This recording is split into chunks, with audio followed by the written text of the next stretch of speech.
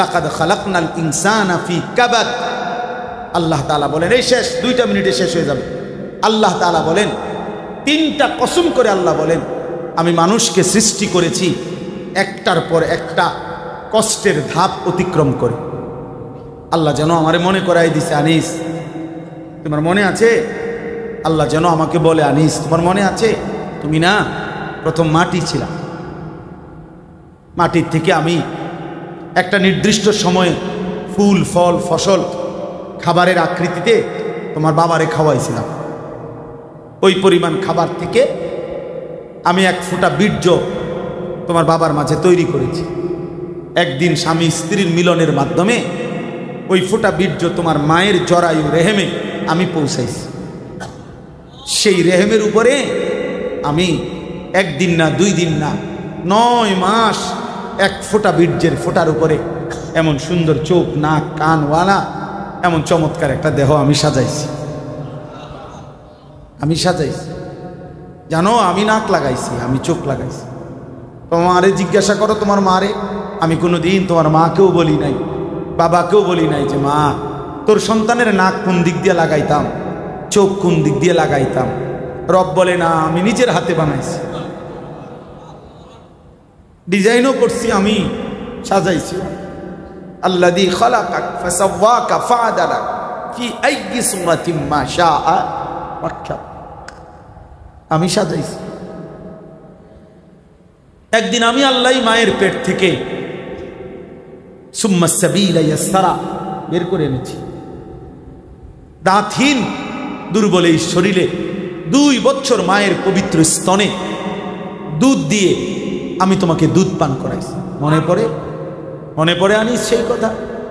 2 বছর পরে অল্প অল্প একটু খাবার দিয়ে পরিমিত মাত্রায় আমি রব্বুল আলামিন তোমাকে ধীরে ধীরে ধীরে ধীরে ওই ছোট্ট দুর্বল শরীরে আমি আল্লাহ শক্তি সাহস চোখ নাক কান হাত অঙ্গ মজবুত করে আজ যখন 16 বছর, প্রিয় নওজোয়ান, আজ যখন 18 বছর, আল্লাহ বলে তোমার এই 18 বছর পর্যায়ে আনতে আমি রব একটার পর একটা কষ্টের ধাপ অতিক্রম করেছিলাম, লম্বা সময় লাগাইছিলাম। আজ 18 বছর বয়সে তুমি আমারে চেনো না। আজ 18 বছর বয়সে একটা 24 ঘন্টা পার হয়ে যায়, তুমি আমার একটা সেজদাও দাও না। ভুলে গেছো না? তুমি ভুলে গেছো, কেমনে পারলা? আজ আর আমার কথা মনে পড়ে না? আজ মোটরসাইকেল নিয়ে ব্যস্ত, আজ নারী ছবি, মোবাইল, উলঙ্গ দৃশ্য, সারা রাত জিনা ব্যভিচারের ছবি। হায় নওজোয়ান, কোথায় গিয়ে থামবা শেষ পর্যন্ত? এই গন্তব্য কোথায় গিয়ে থামবে? এই রাত কোথায় গিয়ে থামবে? এই নারী ছবি, অশ্লীল দৃশ্য, মদ, জুয়া, জিনা, ব্যভিচার তোমারে কোথায় গিয়ে থামাবে? হে মদখোর, নেশাখোর, কই গিয়ে থামবা? হারাম উপার্জন করেন যারা, সুদখোর, ঘুষখোর, কিস্তিখোর, আরে নাফরমান আল্লাহর বান্দা, আপনি কই গিয়ে থামবেন? আপনি বুঝেন না? আল্লাহ তাআলা বলেন, আয়াহসাবু আল্লা ইয়াকদির আলাইহি আহাদ, সে কি ভেবেছে যে তার উপরে কারো কোনো ক্ষমতা নাই? বলেন না কেন? কারো ক্ষমতা নাই? আল্লাহ তাআলা বলে, তো এর মাতবরি করো কা? তুমি যে বাপসাপ দেখে মনে হইতেছে যে তোমার উপরে কেউ নাই, হ্যাঁ? ব্যাপারটা এমন মনে হচ্ছে না? তাহলে এত মিথ্যা বলো কেন? এত চুরি করছো কেন? এত নাফরমানি করছো কেন? একটা ওয়াক্ত নামাজ পড়তে মন চাও না, এমন করতেছো কেন বান্দা? কি ভেবেছ? আল্লাহ বলে, সে কি ভেবেছে তার উপরে কারো কোনো ক্ষমতা নাই? ইয়াকুলু আহলাকতু মালাল লুবাদা। আল্লাহ বলে, দেখো দেখো নাফরমান কি কয় শোনো। আল্লাহ বলছে, নাফরমান বলে আমি দুনিয়ার নিরাপত্তার জন্য অনেক টাকা খরচ করেছি, অনেক টাকা। হুজুর 3 লাখ টাকা দিয়ে গেট বানাইছে, SS5 এর গেট, ভিতরে আবার কলাপসিবল গেট আছে, এক একটা দরজা সেগুন কাঠের, 1 লাখ টাকা করে আনছে, মালয়েশিয়ান কাঠ। হ্যাঁ, মালয়েশিয়া পুরাটা বাড়ি, বাউন্ডারি ওয়াল, বাউন্ডারি ওয়ালের উপরে আবার তার কাটা লাগাইছি যাতে কারো পায়ে না পার হইতারে। সিসি ক্যামেরা দিছি, সিসি ক্যামেরা পুরাটা সেন্ট্রালি সিসি ক্যামেরা আছে। আজরাইল আব্বাও তো ঢুকতে পারবে না, কি খামখেয়ালি না, কোন দিয়ে ঢুকবে আজরাইল? সিসি ক্যামেরা আছে না? আমাকে আসছে আজরাইল কোন দিক দিয়ে আসবে? সিসি ক্যামেরা আছে না? এত বড় গেট, এটা ভাঙ্গে ঢুকা আজরাইল, এটা কি মামুলি কথা? দেখি 30,000 টাকার গেট পাইছেন আপনি, আজরাইল ঢুকে লাগবে। ইয়াকুলু আহলাকতু মালাল লুবাদা, আল্লাহ বলে, ও বলতেছে আমি দুনিয়ার নিরাপত্তার জন্য অনেক টাকা খরচ করেছি, মরবো না আমি, কেউ আমারে নিবে না। অথচ এখনো শুনবেন জানাজার ঘোষণা, এখন শুনবেন, এখনই শুনবেন জানাজা। এক মায়ের জানাজা, যেদিন মাইলস্টোন স্কুল অ্যান্ড কলেজে ওই অবুঝ সুন্দর ছোট্ট বাচ্চাগুলো মারা গেছে, সেদিন কি বন্ধু সিসি ক্যামেরা ছিল না? কথা বলেন না কেন? গেটে দারোয়ান ছিল না? সবই ছিল। অতএব আল্লাহ বলেন, ইয়াকুলু আহলাকতু মালাল লুবাদা, ও বলতেছে আমি বাঁচার জন্য দুনিয়ায় অনেক টাকা খরচ করেছি। আয়াহসাবু আল্লাম ইয়ারাহু আহাদ, আল্লাহ বলেন ওকে আবার জিজ্ঞাসা করো, তুমি কি এই ভেবেছো যে তোমাকে কেউ দেখে না? এই দুইবার জিজ্ঞাসা। কয়বার? একবার বলছে তুমি কি এই ভেবেছো তোমার উপরে কারো কোনো ক্ষমতা নাই? আর দ্বিতীয় আবার জিজ্ঞাসা করছে, আমার বান্দা তুমি কি এই ভেবেছো যে তোমাকে কেউ দেখে না? বলেন না কেন? বলেন, এই দুই প্রশ্নের উত্তর দেন। আমার উপরে কারো ক্ষমতা আছে তো? কে সে? আমারে কেউ দেখে তো? কখন কখন কখন কখন কখন কখন? ওই মালিক ঘুমায় কখন? ওই মালিক বিশ্রাম নেয় কখন? ওই মালিক অবসর নেয় কখন? তিনি আছেন কতক্ষণ? আলাম ইয়ালাম বিআন্নাল্লাহা ইয়ারা, সারাক্ষণ দেখে। এজন্য আল্লাহ বলেন জাহান্নামী নাফরমান হাসরের মাঠে যখন চিৎকার করবে, জাহান্নামের ঘোষণা শুনবে, রব্বুল আলামিন তখন নিজেই বলবেন আলাম নাজাল লাহু আইনাইন, চিল্লাও কেন বান্দা, আমি কি তোমাকে দুইটা চোখ দেই নাই? ওয়া লিসানাও ওয়া শাফাতাইন, আমি কি তোমার একটা জিহ্বা দেই নাই? আমি কি তোমার দুইটা ঠোঁট দেই নাই? ওয়া হাদাইনাহুন নাজদাইন, আমি কি আলো অন্ধকার, হক বাতিল, হালাল হারাম, জায়েজ না জায়েজ, এটা করো এটা ছাড়ো, এভাবে কি আমি আল্লাহ তোমারে পথ বলে দেই নাই? বলেন না কেন? বলেছে কি না বলেন? তাহলে কি কারণে পথ হারাইলা? আমি তো চোখও দিছিলাম, কানও দিছিলাম। ফাজালনাহু সামিআম বাসীরা, শুনতেও কান দিছি, দেখার জন্য চোখ দিছি, আমাকে মানার জন্য আমি তো একটা সুন্দর বডি স্বাস্থ্য দিয়েছি, তাইলে কেন পথ হারাইলা? কি বলবেন বাপ? শেষ কথা শেষ। এই 10টা আয়াতের তর্জমা শেষ। অর্থ হইল প্রত্যেকটা ব্যক্তি, আমি কিংবা আপনি, জওয়ান কিংবা বুড়ো, আমরা সিদ্ধান্ত নেই আল্লাহর নাফরমানি করব না।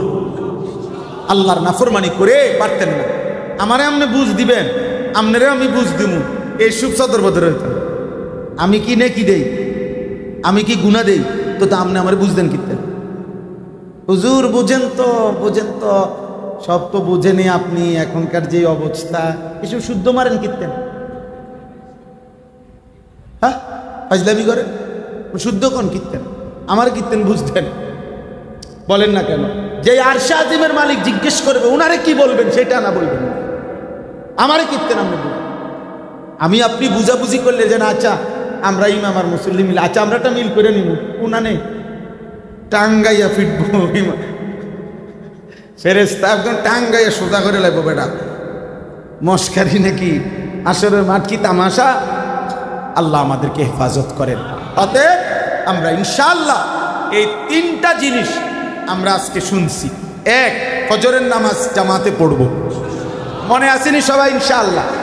2, রাসূলুল্লাহ সাল্লাল্লাহু আলাইহি সাল্লামের সুন্নাতের মাধ্যমে ভালোবাসার প্রমাণ দেব।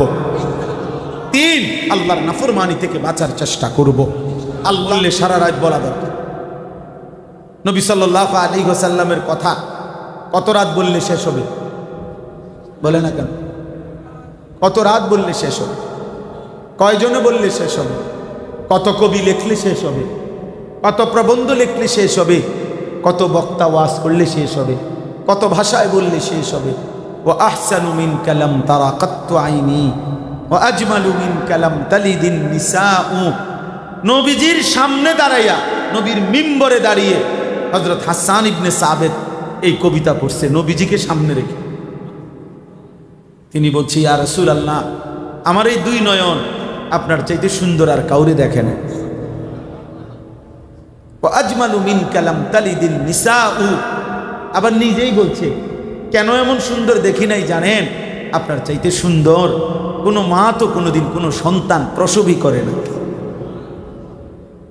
ও খালিকিয়ত মে বেমিসাল, ইয়ে হুসন সুরত মে বেমিসাল। উনি সৃষ্টিকর্তা হিসাবে তুলনাহীন, ইনি সৌন্দর্যের হিসাবে তুলনাহীন। মোহাম্মদ হামেদে হামদে খুদা বস, খুদা মদহে আফরি মুস্তাফা মস। এজন্য রাসূলুল্লাহ সাল্লাল্লাহু আলাইহি সাল্লামকে উনি বলেন যে আপনার চাইতে সুন্দর কোনো মা, কোনো বাচ্চাই তো প্রসব। খুলিকতা মুবাররাআম মিন কুল্লি আইব, সমস্ত দোষ ত্রুটি থেকে মুক্ত হয়েই আপনাকে সৃষ্টি করা হয়েছে। আওলাদে রসুল সৈয়দ আব্দুল মজিদ নদীম সাহেব রহমতুল্লাহ আলাই, ওলামায়ে কেরামের কাছে অনুরোধ, যারা আগে শুনছেন ওনার বয়ান, আমরা ছোটবেলায় শুনছি, বাংলাদেশে আসতে এখনো ওনার বয়ান ক্যাসেট থেকে শুনবেন, কলিজা নরম হবে। উনি বলছেন পৃথিবীর সমস্ত দোষ ত্রুটির ব্যাপারে মানুষকে বলা হয়েছে এই দোষ ত্রুটির কাছে যেও না, অন্যায়ের কাছে যেও না, হিংসা করো না, রাগ করো না। এরকম দোষ ত্রুটির ব্যাপারে আমাদেরকে বলছে এটা করো না, এটা করো না, এটা করো না। আমাদেরকে বলছে দোষ ত্রুটির কাছে যেও না। আর আরশে আজিমের মালিক দোষ ত্রুটি যেগুলো ওইগুলারে বলে দিছে বন্ধুর কাছে যেও না, বন্ধুর কাছে। আমগরে বলছে রাগ, রাগের কাছে যাইও না, রাগেরে বলছে আমার বন্ধুর কাছে যাইও না। আমগরে বলছে হিংসার কাছে যেও না, হিংসারে বলে দিছে বন্ধুর কাছে যেও না। তিনি মুহাম্মদুর রাসূলুল্লাহ সাল্লাল্লাহু আলাইহি ওয়াসাল্লাম। অতএব আমি আজকে সবার কাছে উদাত্ত আহ্বান জানাই, আমি সহ চলেন আমরা নিয়ত করব আমরা রাসূলুল্লাহ সাল্লাল্লাহু আলাইহি ওয়াসাল্লামের সুন্নাতের উপরে আমল করব ইনশাআল্লাহ। আমরা যারা আমাদেরকে আমরা সুদা হিসাব, আমরা হাজার বছর এটাই বলবো, আমাদের প্রজন্মের পর প্রজন্ম আমরা এটাই বলবো যে কেউ আমগরে পছন্দ করুক আর নাই করুক, আমরা এটা বলেই যাব। রবিউল আউয়াল মাসেও আমাদের এটাই কথা, বাকি 11 মাসেও আমাদের একই কথা। আমরা সব মাস, সব ঘন্টা, সব মিনিট, প্রত্যেক বছর, প্রত্যেক মাস, মিনিট, ঘন্টা, বছর আমরা এটা কলিজা দিয়ে বিশ্বাস করি যে আল্লাহর নবী সাল্লাল্লাহু আলাইহি সাল্লামের ভালোবাসা নবীজির সুন্নাত অনুসরণের মধ্যেই নিহিত। অনুসরণবিহীন ভালোবাসা হয় না, ভালোবাসলে অনুসরণ ছাড়া থাকা যায় না। অতএব যে যাব ওয়াহাবি, ওয়াহাবি কোক, নাইলে ওয়াহাবির আব্বা, ওয়াহাবির দাদা, ওয়াহাবির শালা, ওয়াহাবির দুলাভাই কবে না, তুমি কোনো অসুবিধা কি? আমার তুই আমার ওয়াহাবি দুলাভাই কর, অসুবিধা। ওয়াহাবি স্বাস্থ্য ভাই কর, সমস্যা কি?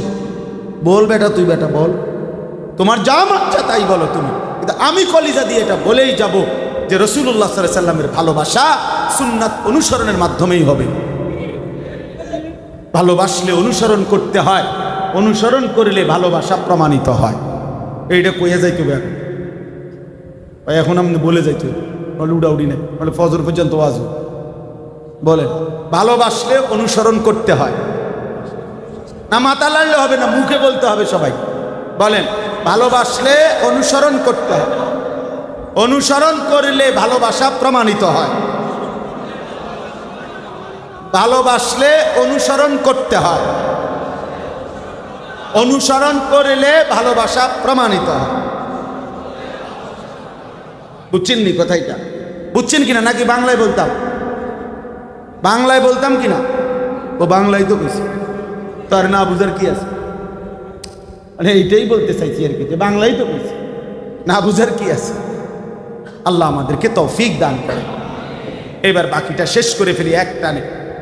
ওয়ালিদিন ওয়া মা ওয়ালাদ, আল্লাহ তাআলা বলেন আমি কসম করছি আদমের, আর 2 নাম্বার 3 নাম্বার আমি কসম করছি আদমের সন্তানদের। এই 3টা কসম। আমি কসম করছি মক্কা নগরীর, আমি আল্লাহ কসম করছি আদম আলাইহিস সালামের, আমি কসম করছি আদমের সন্তানদের।